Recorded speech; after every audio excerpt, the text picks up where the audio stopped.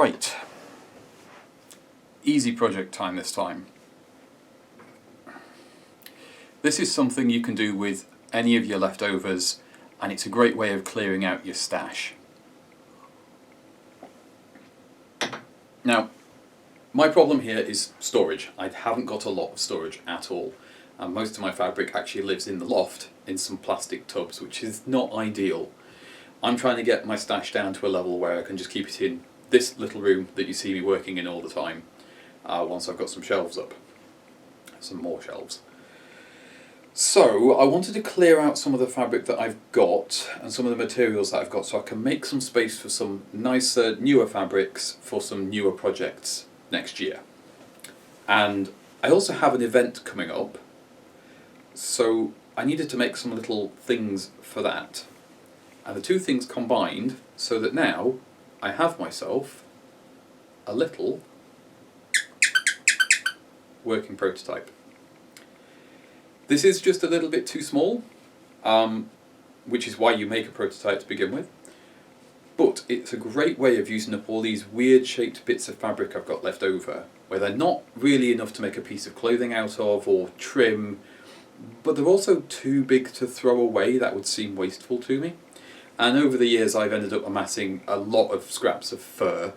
I don't like working with fur, so we're going to use that up too. The only thing I've bought for this is the squeaker that's inside this bone. Everything else is stuff I've already got in. So all the fabric is left over from other projects from over the years, and the stuffing I'm using is actually a sofa. We had a leather sofa. We literally couldn't give it away because it had no fire safety labels on it. So we stripped it for parts, and there is a lot of stuffing in a sofa, which is fantastic news for me because I need to make 50 of these. Once you've got your prototype worked out, you're going to find out what the problems are. My problem is it's a little bit too narrow here for the squeaker. There's no real room for it in there. It's fine, but you can see like the fabric is just a little bit too tight on that middle piece. To work out the pattern, I made my life a bit easier, and I got a Christmas ornament from Hobbycraft, not sponsored, which gives me the basic shape, and you can see that it is roughly what this looks like. Now, because these are stuffed, it does make it a little bit smaller overall, which I hadn't accounted for when using this as a template. And the other thing you need to be aware of is these sharp corners here and here are going to make it very hard to turn this the right way out if you're making it the way we're making it. These need to be quick and simple to make. So the way you get around that is, once you've traced this onto your card, you then need to smooth out these sharp points with a bit of a curve. And that will give you this shape here. It still reads as the thing it is, and the same is true whatever pattern you decide to use, whatever shape you use. We're doing bones because that's what we're doing, but you can do any shape that you want. Just be aware the more complicated the shape, the harder it is, the longer it will take you. So simple shapes are best. After I'd done this, I then realised I'd not put a seam allowance on, so I added a relevant seam allowance, cut two pieces, sewed them together to make this. We'll go into more detail about how I did that later. But now I know this pattern's too small, I need to enlarge it. So we trace it out again onto another piece of card, and once you've traced it out, you can then measure out from your shape how much bigger you want it, and I needed to make mine 2 centimeters bigger in all directions. Another thing to bear in mind, you'll notice this isn't actually centered on here, and yeah, there's a reason for that. When I did the first template, to make sure it was symmetrical, I drew 1/4, folded it in half, and then you can do your next quarter. So I made that a bit strange, didn't I? So you have your pattern piece, focus on 1/4 of it, fold it in half, and draw around it, and then you can cut out so that this half is then completely symmetrical. So all of that side is then symmetrical. Once you've done that, you then fold it the other way and repeat the process over the whole piece. And that gives you a fully symmetrical shape, if that's what you need, which I did for this, and you can see I wrote on here to add seam allowance to remind myself. When I transferred that to the larger piece, and I'd measured out my 2 centimeters all the way around the edge to enlarge it, and I folded it, I must have got a measurement slightly off somewhere, which has then skewed where you can see the original shape. But by doing the folding technique, I got it mirrored again, and you sometimes have to tweak your edges here so you can pull the shape back in. When you size them up, sometimes you need to change the pattern a little bit. Anyway, once I was happy with this, which is quite a thin card, I traced it out onto some thicker card, and this is a lot easier to work with. I made myself 2 because Pat was helping me with this one, because I've got so many to make. An extra pair of hands really helped, and you can see that yeah, this one got a lot of use, and I could draw straight onto the fabric itself. And that's really all it is with your pattern. You just need your shape, they just need to be exactly the same, and then you draw around them. Now if you want to turn these into ornaments, when you sew them together, you can either leave them like this, so you just sit them on the tree or whatever you're going to do, or you get a little bit of ribbon like this one has, just fold a piece and put it in wherever you want that to be, and then you'll be able to hang them. I'm not doing that on this, but if you want to, that's an easy thing to do. When you draw around your pattern onto your fabric, you're going to want a pen. Don't worry about marking the fabric, because your seam will disappear inside, so it will never be seen. You don't need to worry about it. And I had to use a variety of different pens because of the fabrics I'd got. If you're using a dark pen, if you're using a dark fabric, you want to get a metallic pen. This does show up on most. It's like a metallic Hobbycraft version of a Sharpie. These are great. They come in a variety of colours. Highly recommend them. They're just like a stiff marker pen tip on them, and that does the job very nicely. If that doesn't show up on your darker fabric, I find these Posca pens are quite good. These are a paint pen. This one is quite a narrow tip, but they do mark quite nicely. The only thing to be aware of is these are a little bit wetter, so on some fabrics they can bleed a little bit. Other than that, not a problem. And for paler fabrics, you want to use a dark pen, which is the thing I tried to say at the beginning. And I'm using just these Artists felt tip pens. I don't use these very much for my artwork because I don't like them very much, but they are ideal for drawing on fabric. They're a brush tip pen, so like a soft felt tip pen, and you don't need to use any pressure, so you don't wrinkle the fabric, you just sort of drag it along the surface. So these are great for that, and they come in a lot of different colours. So that's how you make your pattern, and I shan't bore you with the process of tracing and cutting everything out. It took Pat and I quite a while to do all of that, but that's all done. So the final thing, the one thing that I needed to buy, were these. And these are 25mm squeakers. These are the smallest ones I could get. I got 50 of them because the event has probably 30 people, but maybe not. And we need one of these for everybody. So yeah, I ordered enough to do more than I need, and then if anybody turns up that we're not expecting, we've got enough to go around for everybody. Okay, that's all of our planning sorted out. Now let's show you what we're working with on the fabric. You might recognise some of these. They're from various projects over the years and samples and things that I've got of other people. And it's a fairly wide range of material types. This is the other nice thing. You don't need to buy anything special. You can use whatever you've got in stock. You can add bits of trim, all kinds of things. You can go nuts with this if you want to, or keep it really, really simple. If you've, for example, got a colour theme, I don't know, maybe you're doing a yellow theme, you could just use yellow for both sides.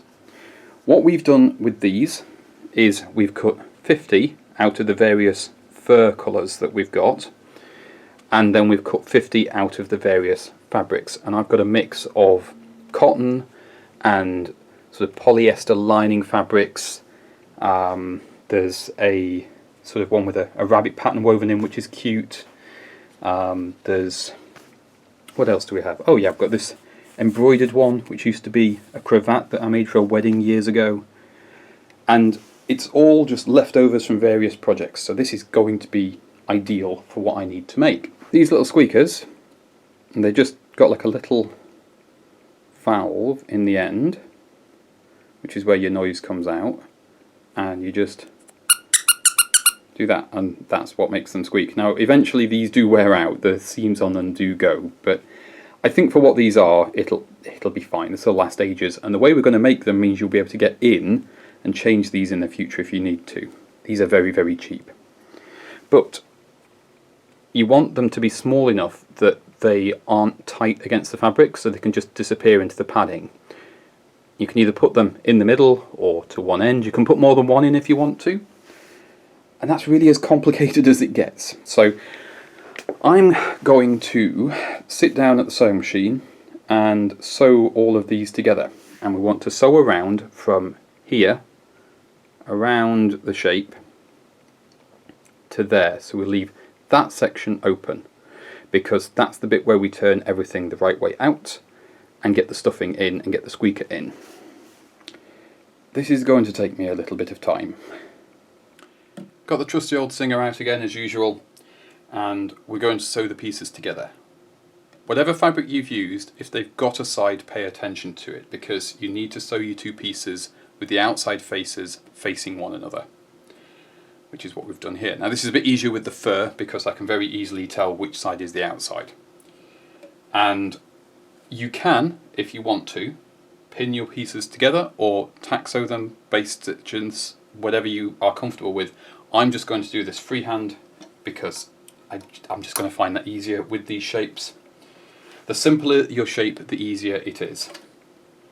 Don't forget to leave your opening, so I'm starting at one side of the opening here and we'll finish at the other side, but you've got to leave this section open, otherwise you shan't be able to turn them out. Right, let's go.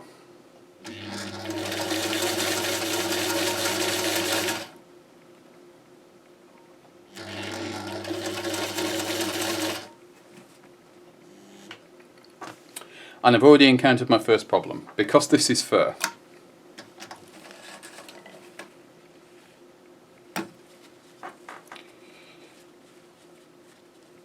Because of the pile of the fur, I can't actually see this side, and I want to make sure I am catching this edge properly. So I'm just going to turn it round, and we'll ignore the fact I've started there, and we'll just start from the other side of the opening and pretend I meant to do that.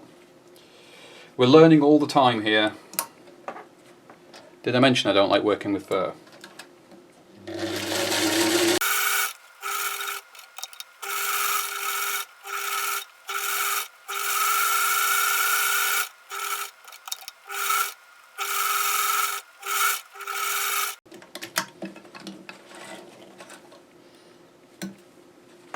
And just like that, that one's finished. I don't recommend clipping the corners. I don't recommend pressing this. If you've used something like a fur, you can't really press fur. If your fabric that you're using is wrinkly before you sew it, give it a press beforehand. It'll make life easier. So now we've got that done. These are big enough as well. This was the other reason for scaling it up. These are big enough I can much more easily turn them out. And that's all we're doing. Now I know there are some ways when you work with fur of making sure that the pile doesn't get stuck in the seam.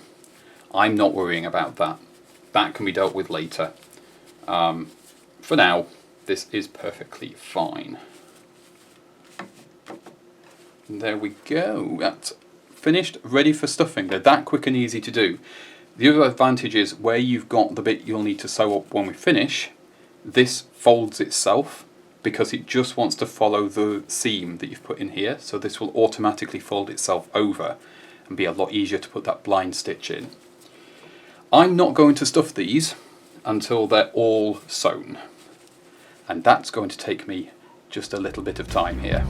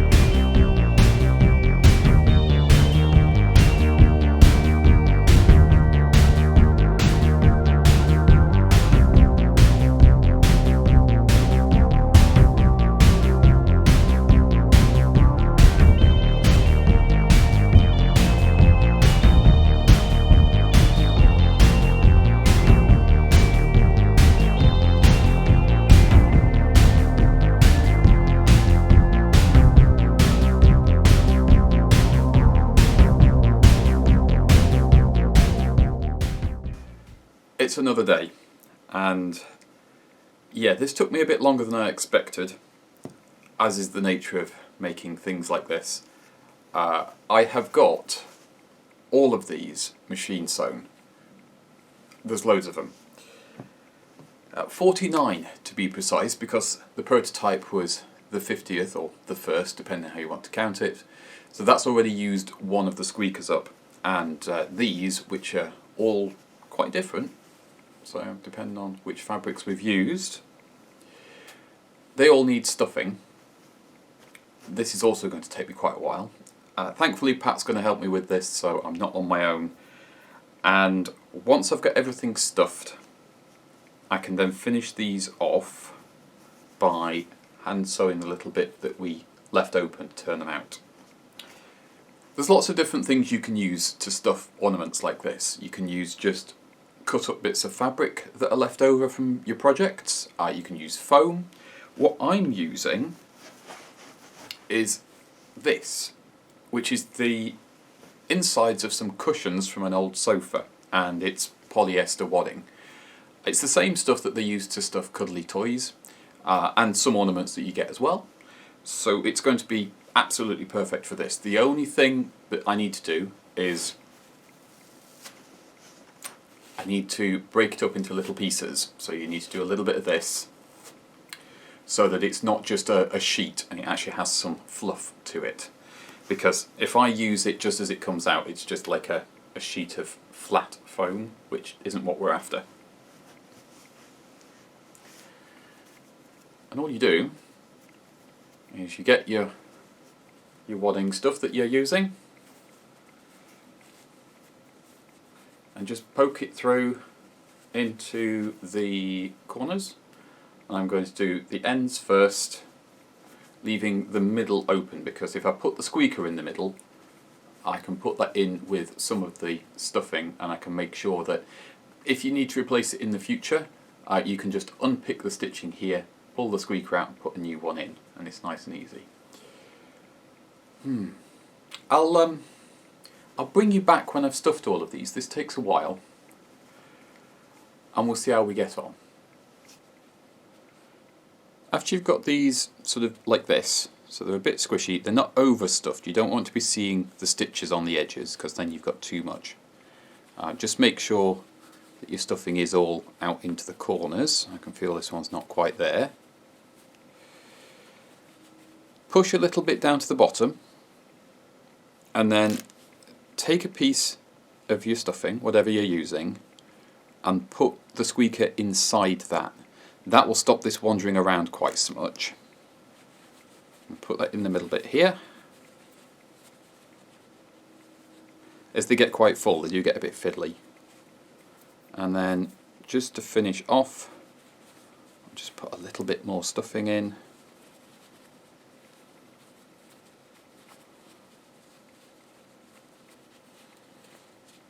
And that's pretty good. It feels about right.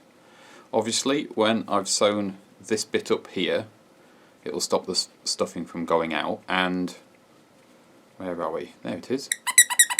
And you can still hear it in there, so that's perfect. This would also, if you were turning these into hanging decorations, this would be a great place to actually put your ribbon, because you could sew it in as you sewed it up. But I'm not doing that. These are just little handheld ones like this for the event that we're doing. Yeah. Just do this another 48 times. To finish off, just got a needle and some ordinary thread. I've doubled the thread up so that as I come through I have a loop, and that allows me to tie on. And I'm just doing a whip stitch here. Doesn't need to be particularly beautiful work. If you want to be super special about this and do extra trims and embroideries and things like that, you can. But I don't need to. I'm using black because that looked like it was the thread that disappears the most with all the different options I've got, so I don't have to keep changing my threads to match. The fur does have that advantage of allowing the threads to disappear, which is always welcome.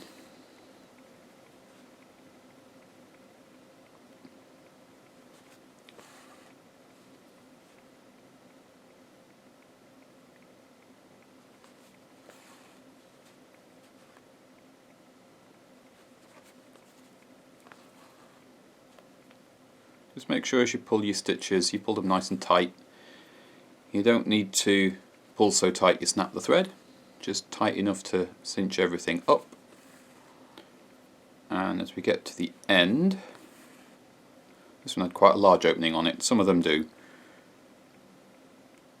Let me go through and then find the loop of thread. Try not to wrap it around the whole thing. And I just do this a couple of times.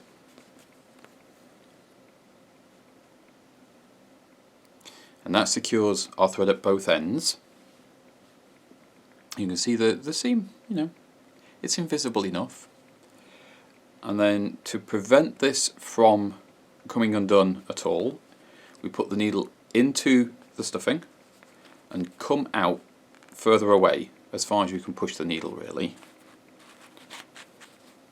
And your thread's going to grab again, obviously, because why not? And I pull this just a little bit tighter so that we're squashing up the fabric that it's gone through. A little bit more difficult to do this on camera. Cut off the end, and as you let it relax, that thread then disappears inside and the stuffing will help hold it in place. And that generally prevents this from coming unstitched, and that's finished. As I say, you can add more embellishments if you prefer. This is just a guide really to show you how to make these nice simple decorations that are a little bit interactive. Some of the people viewing this are going to find this really annoying, especially if they have dogs. Now, if you're only making a couple of these for friends and family, they're not so bad. When you're making enough for a full event, get some help if you can. Because it takes a while. Thankfully, Pat is helping me with these, so we'll get these done pretty quickly, I think, between us. Yeah, so we'll get these finished, and I will show you what the whole collection ends up looking like, so you can see just how many of these we did. Just before we go to the final reveal, a quick reminder to have a look in the description box below, because there's a bunch of different ways you can support the channel. There's Patreon, I've got a print shop, there's my website, tip jar, all that good stuff. This is what I do for a living. Because of my health condition, I'm limited in what I can actually do. So your support is pretty vital to allow me to carry on and pay my bills and all that boring grown-up stuff. That's the call to action, so let's go and have a look at how this big pile of silly little treats, gifts, ornaments have ended up turning out.